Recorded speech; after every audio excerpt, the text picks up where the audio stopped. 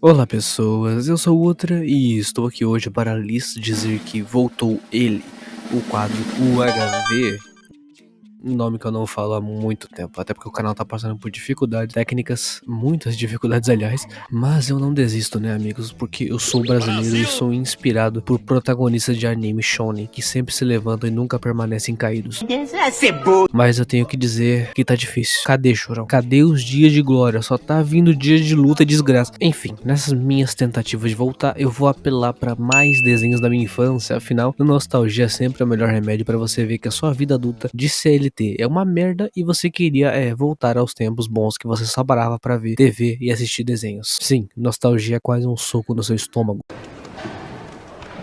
Ok. Mas enfim, paremos com isso, né, e vejamos mais desenhos da nossa infância, porque essa é a parte 2 do vídeo da TV Brasil. Mas antes de falar sobre mais desenhos, eu vou falar que eu tenho um outro canal, um canal de games, olha só que legal, né? E eu faço vídeo de gameplays, né, ele é bem despretensioso, né, sem muita edição, eu espero que um dia eu comece a fazer live lá e poste os VODs das lives, mas por enquanto eu tô gravando só e postando com uma edição bem simples, mas vai lá e dá uma conferida, eu acho que vocês vão gostar. Enfim, vamos começar o vídeo logo. Começamos com o nosso querido Nilba e os Desastronautas. O nome já dá pra ver que esse desenho é da nossa terra aqui, do Brasil. Criado por Ale Machado, esse desenho já passou pela TV Rá-Tim-Bum, pela TV Cultura e o Gloob, que é o canal infantil da Globo, e também TV Brasil. Oh, cara, bati aqui bati aqui no computador. E ele se trata da história de Nilba, que comprou uma viagem espacial e foi junto com seu tutor Albert, que é um macaco. Se eu vim ver o macaco. E a sua prima Laika. E a sua também tripulação improvisada de última hora lá. Só que a viagem deu errado e eles ficaram presos no planeta chamado Lua Ervilha. Todo o episódio gira em torno deles na rotina de viver naquela lua e tentar voltar pra casa. Então vamos falar sobre, 2 episódios dessa obra brasiliense. Lembrando que cada episódio de Nilba é uma paródia de algum filme ou desenho animado, ou franquia, né? Enfim, isso é muito interessante para você ver a criatividade dos nossos conterrâneos. Primeiro episódio é uma volta no futuro. Olha só que referência óbvia aqui, né? Do filme Uma Aventura no Tempo, da Turma da Mônica. Nesse episódio, o Nilba e o Albert, o macaco, Eu vim ver. Cala a boca, moleque. estão apostando corrida de carrinho de rolê, uma coisa bem Brasil, né? E o Nilba acaba perdendo, né? O que deixa ele bem puto. E vemos que o Nilba é dublado pelo Alex Miney. Eu não sei que idade que o Alex Miney tinha naquela época do Nilba, mas é impressionante pensar que ele tem essa skin e ter essa voz. Não fale, você trapaceou! Inclusive, ele dublou o Mineta de My Hero Academia, né? Todos aqui odiamos o Mineta, tá? Só o Mineta, não o dublador, tá? E o Albert é dublado pelo Rafael Camacho, que já dublou o personagem de Berserk e um figurante de Bleach, fazer o que, né? Enfim, vejam a lista aí dos dubladores, mas eu quero dizer que eu adoro a voz desse carinha aqui. Poxa, capitão. Você feriu os circuitos do Contralt. O Nilba, depois de tomar uma lição dessa, não aprende nada e coloca um foguete no carro dele. Só que sem querer ele acaba ficando muito rápido, ultrapassando a velocidade da luz e indo parar em outro lugar. Coisa normal, né? Acontece no dia a dia. O Nilba acaba encontrando alguém familiar, que ninguém sabe quem é, né? Até porque ninguém pegou a referência desse episódio. Sim, esse é o Nilba do futuro, que foi deixado ali na lua, enquanto seus familiares se mandaram dali e deixaram ele sozinho, igual o Cid da Era do Gelo. Foram embora sem mim. Fazem isso todo ano. E ele foge de uma galinha gigante, né? Basicamente ele virou o cara do filme do Náufrago, só que ao invés de um naufrágio, ele caiu em um planeta e foi abandonado ali. Os dois brigam, mas lembro que eles estão criticando eles mesmos. E a situação acaba se resolvendo com o Nilba do futuro mandando o Nilba do passado de volta pro passado. Ele se desculpa com a sua família, né? Enfim, tudo isso aí. Vocês não vão acreditar no que eu encontrei. A gente pode ficar com ele.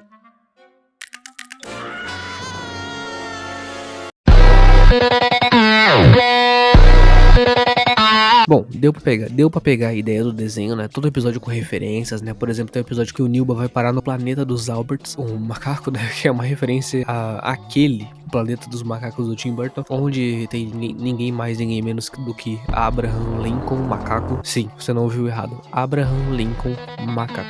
Nas minhas tardes eu pegava, né, sempre um café, uma Coca-Cola, já que eu era viciado em Coca. É mentira, tá? Tô brincando. Você que cheira crack e fuma crack.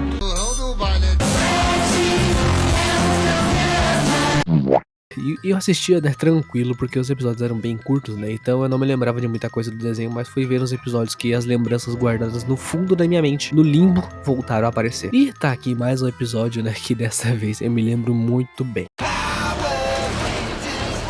Começa com o Nilba e o Albert jogando um joguinho ali, Ranger Mania Multiplayer Online, nome longo, hein, cara, parece os jogos de Naruto. Quem lembra, né, do Naruto Ultimate Ninja Storm 4, que tinha o Shippuden ainda no início no nome, eu esqueci de falar o Shippuden.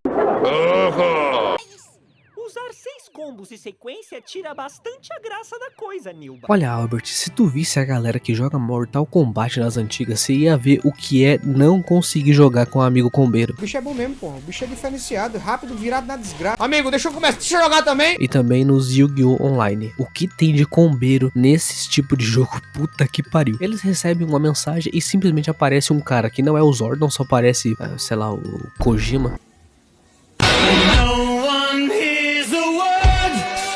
E tá aí, esses que estão aparecendo são os dois vilões principais. E eles vão pilotar o Ultra Zord. Nome lindo, cara. E quando eles vão finalmente atacar a nave da tripulação, né, do Nilba, a SS Genivaldi, o Kojima Fake aparece e aí eles morfam finalmente. Amarelo lembra banana. Eu encaro.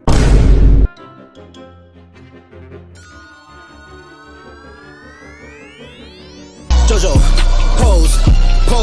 Eles acabam virando o que eles mais querem, né? No caso desse aqui, ele quer ser uma bola de basquete.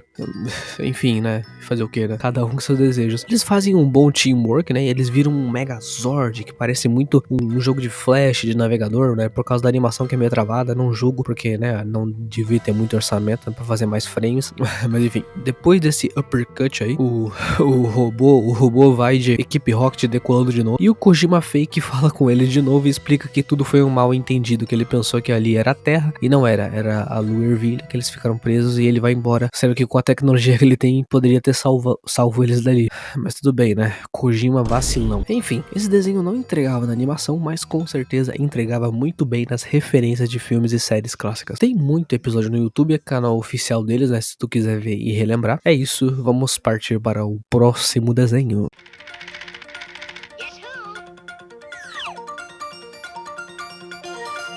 Agora vamos falar de outro que eu assistia em tardes chuvosas, A Mansão Maluca do Professor Ambrósio, mais um desenho que conseguia ensinar coisas para crianças de um jeito muito legal, que mantia a criança na sala sem achar o negócio chato. Criada por Nelson Botter Jr., conjunto com a TV Rá-Tim-Bum e pela Tortuga Studios, ela se passa na casa do Professor Ambrósio, que mora junto de uma aranha e um rato que fala. E também os seus sobrinhos, né? O professor é dublado pelo Fábio Tomasini e os seus sobrinhos Júnior é dublado pelo Walter Santos e, por incrível que pareça, a Claudinha é dublada pelo Gilberto Baroli, que é simplesmente o Saga do Cavaleiro do Zodíaco.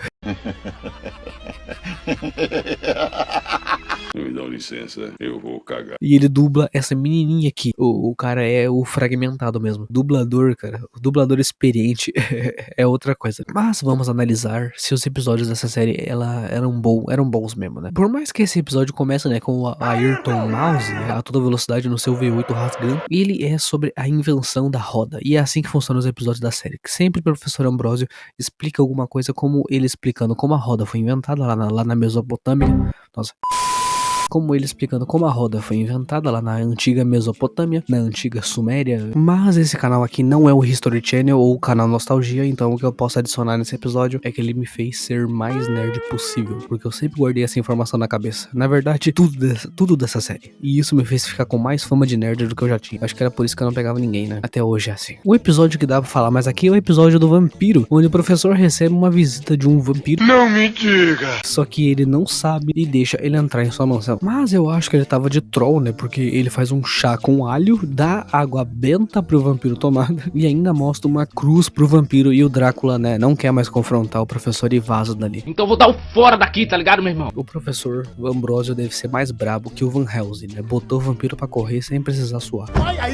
E temos outro também que o professor perde o seu chapéu, né, pra uma lula gigante. Ele tem que ir com o seu rato Leslie, que dirige um submarino, né? Coisa normal, né? Qualquer rato consegue. E eles vão pra debaixo embaixo do mar, da fonte da casa dele. Ele desce tanto que acaba encontrando a lula gigante que pegou seu chapéu, perde ele de novo, acha o Titanic e, enfim, descendo até a zona abissal, recupera seu chapéu depois de lutar contra 2 peixes abissais, foge com toda a velocidade, voa e fica preso na turbina de um avião. Roteiro de um episódio de apenas um show? Poderia ser, mas era A Mansão Maluca do Professor Ambrosio, desenho brasileiro. Bom, se você quer assistir, né, tem no YouTube a série inteirinha dele, né, todos os episódios não passam de 6 minutos, só esse, né, que é o último que eu vi que passa de 10 minutos, né, porque tem 2 partes, e ele é realmente muito especial, né, uma joia brasileira, então vale muito a pena ver. Bom, esse desenho também é daqueles que te ensinam alguma coisa em todo episódio, né? Como a protagonista Kika, ela foi uma das minhas melhores professoras, né? Basicamente porque eu aprendia muito mais fácil assistindo desenhos do que nas aulas. Porque eu não queria prestar atenção nas aulas. E era isso que acontecia, né? Até que surgiu um dia que, numa aula, eu acho, uma professora passou esse desenho pra nós. Eu não me lembro que aula que é, deve ter sido uma de geografia ou de história, eu não me lembro. Mas ela passou, né? Isso aí, naquele projetor. Vocês já viram, né? Aquele projetor, quase toda escola tem, eu acho. Um projetor todo amarelo que mal funcionava direito, né? Alguns não funcionavam direito, mas enfim, foi nesse projetor aí que ela passou lá e realmente eu prestei muito mais atenção no desenho do que se a professora estivesse falando aquele conteúdo. Enfim, esse foi meu relato, né? Espero que vocês tenham gostado. Enfim, continuamos aqui com Falhando e ali, começando. Tá da hora da Macaria, tá na hora da turma no Júlio. Sinceramente, eu não sei como eu esqueci de Cocoricó no último vídeo, mas ele está aqui e falaremos do programa de bonecos fantoches, né, que passava na TV Cultura. Se tratava da história de Júlio, né, que saiu da sua vida de academia com o Renato Cariani e foi viver na fazenda com seus avós, né, só vivendo à base de muito leite quente, um cafezinho e muito trabalho braçal na fazenda. Pra onde que eu fui, gente? Stop it. Get some help. Mentira, Júlio é um garoto da cidade, né, que foi visitar seus avós na fazenda nas suas férias. E lá ele conhece vários animais que falam, incluindo um cavalo chamado Alípio, 2 galinhas e mais alguns personagens, né. Tem uma vaca chamada Mimosa. Cocoricó teve a sua estreia em 1996, dirigido por Eliana Lobo e Arcângelo Melo. Foi dirigido, né, de 96 a 2000 por esses dois, né. E teve um limbo até 2013, né, que eu não sei o que aconteceu. E dali em diante a série continua até hoje, sendo dirigido pelo Fernando Gomes. Cocoricó é cheio de episódios bons, né? Alguns bizarros, né? Alguns com conteúdos duvidosos, né? Como, por exemplo, o episódio do cocô. Que sim, eles literalmente encontram um cocô que fala. E ele começa um musical que conta sobre a vida dele.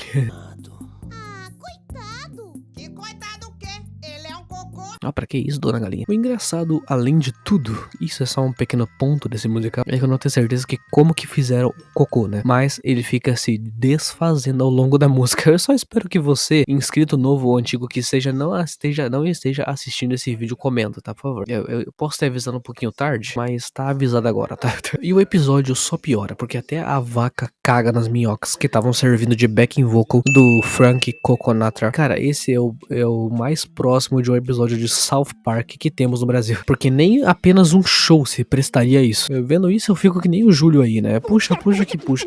O episódio, claro, que fala sobre como o cocô é importante, porque com ele você pode adubar as plantas, né? Muitos fazendeiros fazem isso, né? Ou seja, muita coisa que você come, se for de origem natural, tem uma criação que se você tem um estômago fraco, você não vai querer saber. Ah, isso também vale pra comida feita industrialmente, tá? Não pesquise, você foi avisado. Onde que eu cheguei, gente? Tá, já estamos falando muito de cocô, bola pra frente. O próximo episódio é o episódio do lobisomem.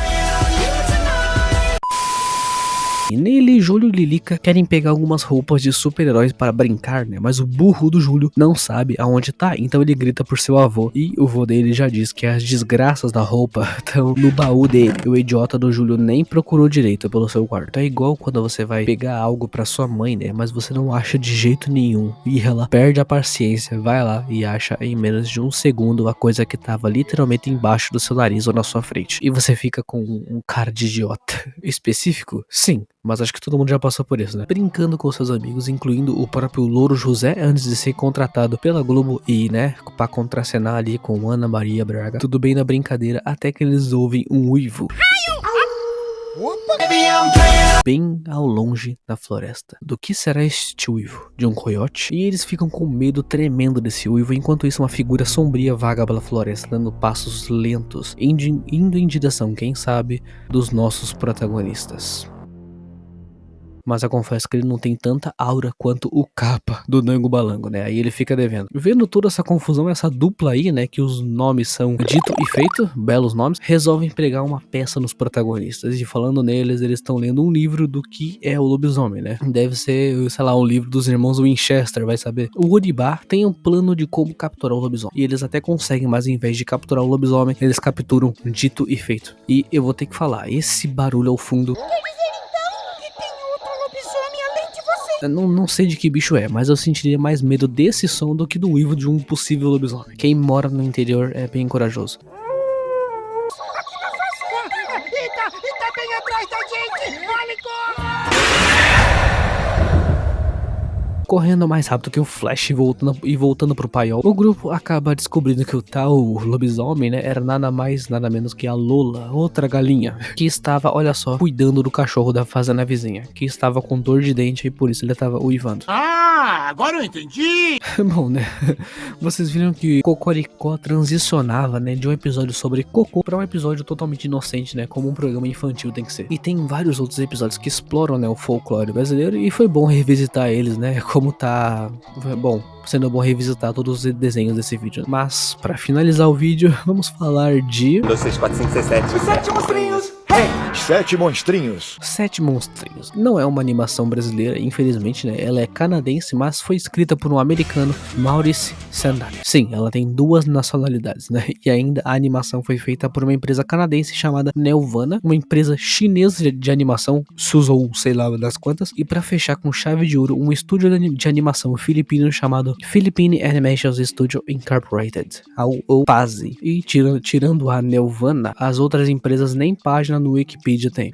Pra você ver que sim, esse desenho sozinho tinha umas 4 nacionalidades. E ele durou de 2000 até 2003, né? Ano em que eu nasci. Caso você não saiba, né? Eu nasci em 2003. Enfim, informação inútil. E ele foi comprado pela TV Cultura em meados de 2004, né? Pra passar na sua grade de desenhos. E vocês lembram que eu falei que a série foi baseada em um livro, né? Que foi publicado em 77. E já naquela época foi criada uma animação baseada nele, que era uma versão, né, bem mais macabra, né? Que mostrava os monstrinhos destruindo cidades, né? Engolindo o rio inteiro, né? Coisas assim, né? Uma versão bem diferente. Mas de tão Lost Media que é, eu não consegui achar o episódio inteiro, eu só consegui achar algumas partes dele. Mas eu sei que ele existe, mas eu não consigo achar ele de jeito nenhum, pelo menos não inteiro. O que é muito triste, né? Mas se você encontrar, me fale aí nos comentários, né? Mas falando dos episódios, na primeira temporada, os episódios, né? Cada um é focado em 1 ou 2 monstros, né? Como protagonista, né? Devo dizer que eu mais gostava era o 4 e o 5, né? O 3 e o 2 eu também gostava, né? O 3 tinha um negócio de fragmentado, que todo episódio ele era algum personagem diferente, né? Ele era alguma coisa diferente, um detetive, um apresentador de documentário, um aviador. Como todos vocês, eu sou mais forte, mais esperto. O 2, eu não me lembro muito bem do 2. A 6 era a vaidosa, né? O 7 é o mais tímido, né? O mais querido. Parece muito comigo. Mentira, eu não sou o 7. E como os meus preferidos eram o 4 e o 5, né? Tem episódios focados neles, né? Como esse que é o desaparecimento do 5. Se você já conviveu, né, com seu irmão ou irmã, né, e vocês são mais ou menos da mesma idade, pode ser mais velho ou mais novo, você sabe como é difícil a convivência, principalmente se você for o mais velho e tem que cuidar do seu irmão inconsequente e irritante. Eu sei disso porque eu sou o irmão do meio, né, mas eu fiquei por um bom tempo como o mais novo, então eu era o irritante menor.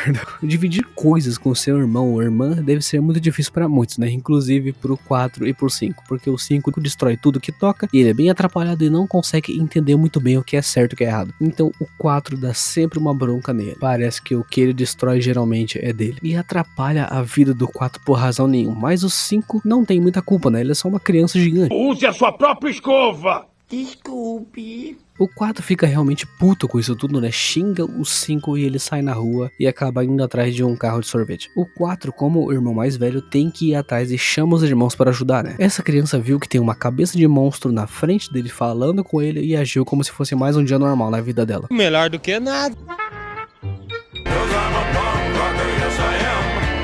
Os monstrinhos procuram o 5 no quintal, mas nada tem naquela porra. Então eles procuram por outro lugar, vão até o hospital maternidade. Enquanto isso, o 5 tá pegando todos os barris de sorvete, né, que parecem mais barris de gasolina, e comendo tudo, obviamente, né. Os monstrinhos acabam atrapalhando o desfile que eles queriam tanto ir, mas eles contornam a situação e até entretem o pessoal do desfile. Mas o 4 ainda tá triste porque não achou seu irmãozinho 5 ainda. Mas do nada o 5 reaparece com todos os barris de sorvete e o 4 volta a sorrir novamente. E é assim mesmo, né? Você briga com o seu irmão, até pode trocar, sei lá, socos e empurrões com ele, mas no fim vocês precisam um do outro, né? Então a mensagem que fica com esse episódio é: ame seu irmão e não empurre seu irmão da escada. Até a próxima vez. E He-Man deseja a todos boa saúde e boa sorte.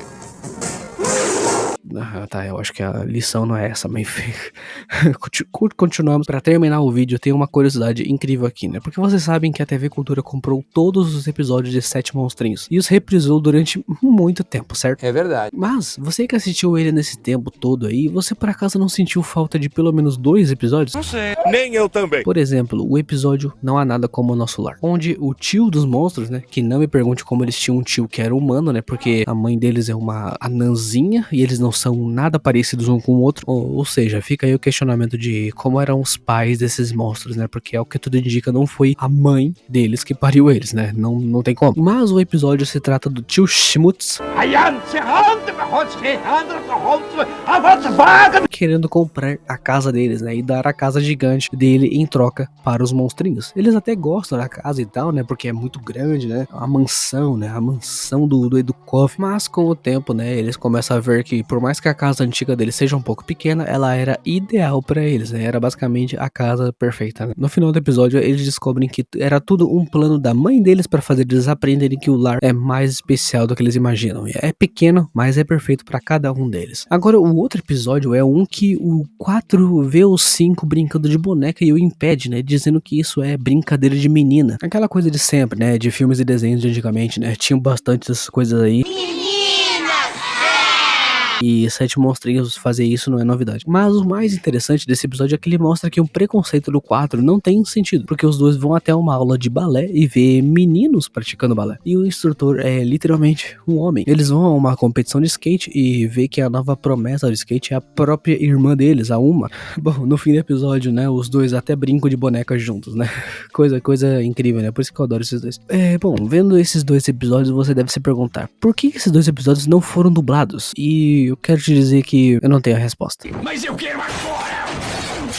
Ninguém sabe por que a TV Cultura retirou esses episódios e nunca reprisou eles. Porque eles foram dublados sim, já que ela comprou a série inteira, né, e dublou esses 2 episódios. Mas tipo assim, ninguém sabe por quê, né, porque ela retirou esses 2, porque os episódios nem são polêmicos, né, ou com um tema, tipo assim, realmente pesado para um programa infantil. Por exemplo, tem um episódio que o 2 fala uma palavra feia, um palavrão, né, e é repreendido o episódio inteiro, e esse tá dublado, e tá no YouTube, né, pra você assistir. Bom, é bem estranho, né, mas o que eu acho que aconteceu foi que os caras da TV Cultura acabaram perdendo o arquivo desses 2 episódios, né? Foi algo feito meio que sem querer, né? E nunca acabaram achando tal arquivo, né? Devia estar gravado em DVD ou alguma coisa assim, né? E eles perderam. Bom, se você quer ver os 2 episódios, né? Eles estão na língua original do YouTube, né? Só você pesquisar o nome em inglês, né? Nos episódios. E o resto dos episódios dublados também tá no YouTube, né? Se você quiser ver. E, cara, nossa, esse vídeo foi trabalhoso, mas o canal tá crescendo novamente e eu espero que continue assim. Agora que acabou, deixa o seu like, seu comentário para dar um apoio, se inscreva e compartilhe, né, para dar engajamento, para me ajudar aí, né, porque tá foda.